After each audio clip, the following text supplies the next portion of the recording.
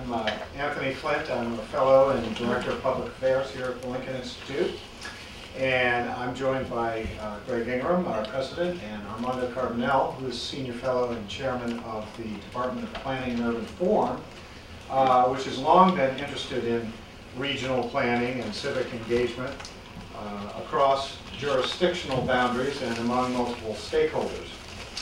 We have a recent book, Regional Planning in America, and website subcenters on regional collaboration and visioning and visualization, which uses technology for scenario planning and building consensus. So it's with great pleasure that we welcome George Thrush, director of the School of Architecture at Northeastern University, who has developed something he calls the Urban Gauge, a flexible web-based software tool designed to inform and engage multiple stakeholders in the urban planning decision-making process. This idea is important because while major development projects of course have a regional context, the discussion tends to be very local. One might even say as local as a butter's backyards.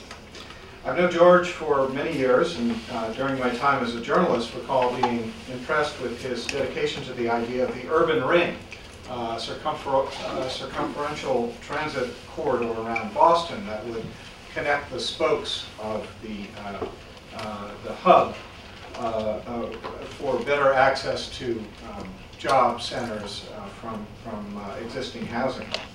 That's just one of the many initiatives that has been the focus of his work and his design solutions for what he calls Boston's post-industrial landscape of former transportation infrastructure and other difficult sites.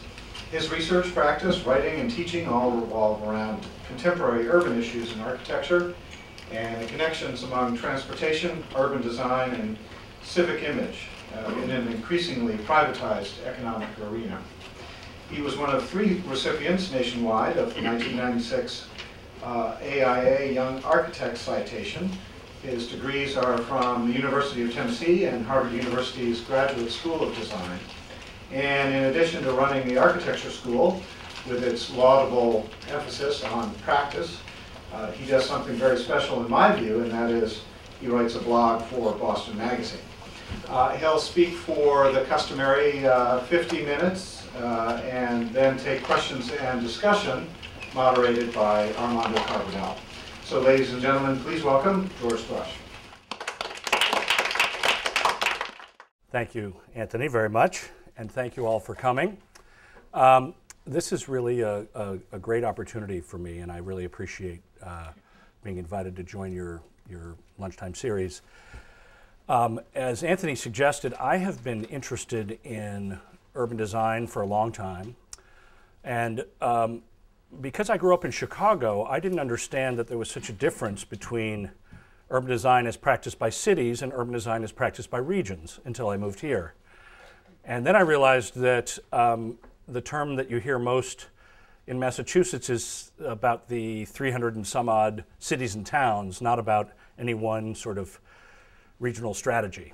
And that has been a stumbling block, I would say, to an enormous amount of regional thinking in this area. The fact that what we would normally, if you put a map of Chicago down on top of Boston, just for example, the Boston metropolitan area, the mayor of Chicago would be mayor of about 70 cities and towns. In other words, one person, one authority would be able to make enormous influential decisions about the region, which are just very, very difficult to make here. So that's kind of how I got attracted to this side. You know, I'm trained as an architect, like a lot of people interested in urban design. I'm trained as an architect, but most of my professional life, I would say, has been biased towards urban design. Let me just let's see if I can get this thing going. Here, just a moment. There we go. Okay. Whoops. So at our school, which I started in early 1990s, we are also very interested in urban design. We've hosted Mayor's Institutes recently in 2009. working with the mayors of some small New England cities. Very interesting because their problems, not surprisingly, were all very similar to one another. We've hosted, just in the last couple of years, big conferences on infrastructure and the future, what role architects may play in this, because it's not at all obvious that architects will play a major role. They may have once played a major role. It's not at all obvious that they'll continue to do so. We produced publications on this sort of stuff. Had a great conference on prefabricated housing and the potential for that in cities, in post-industrial cities, in some of these small, economically distressed cities in New England. Some of the mayors of small cities like Lewiston, Maine, were super interested in the idea that there's possibility for some of their no longer used manufacturing capacity to be the place where some of this prefabricated housing could be built to then replenish the housing stock in some of those places. So these are exciting conferences. If you know the firm Resolution for Architecture, Joe Taney is one of the most interesting prefab housing designers out there today. We hosted another conference on the intersection of typology as a sort of theoretical construct with the very real notion of building typology as a real estate taxonomy, which was very interesting.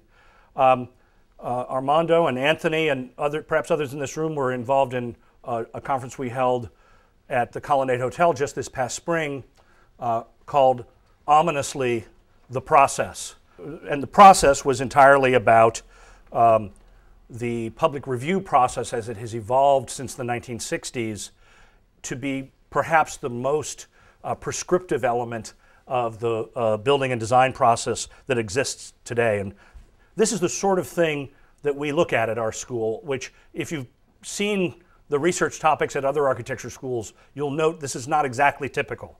Our school has despite being at a school of architecture, and now we also have a program in urban landscape, we are very focused on urban design in all that we do. What I am really here to talk to you about is this Urban Gauge planning tool. And this is something that has been occupying my mind for 2 or 3, 4 years. And the reason is that, as Anthony suggested, because I was very involved in the project that you all know as the Urban Ring, which is known today as being kind of a, I don't know, a giant, unachievable, massive MBTA budget item never to be realized.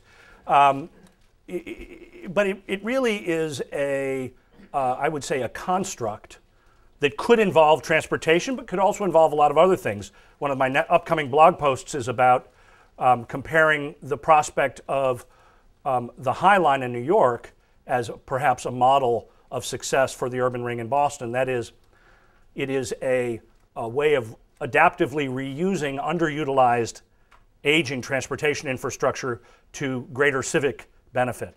There are lots of differences, but there are lots of similarities too. But I realized after articulating this urban ring idea extremely well, with many other people, by the way, but we hosted a lot of the events and published a lot of the materials on the urban ring. And I thought, wow, I was a young architect. I thought, this is so satisfying. It's a clear, well-articulated idea. Everybody I show it to in the planning and design professions thinks it's exactly the thing we should do. There were outside people that came in assessing the future of Boston at various other schools, and they all said the one thing you must do is build the urban ring. And I thought, wow, this is so cool. I'm going to live to see this. Well, needless to say, that didn't exactly happen. And one of the reasons it didn't happen is there is no regional entity to cause something like the urban ring to happen. Because we don't really make big planning decisions in this area. We make a series of small decisions. And it became clear to me that we need to find a way to link those small decisions together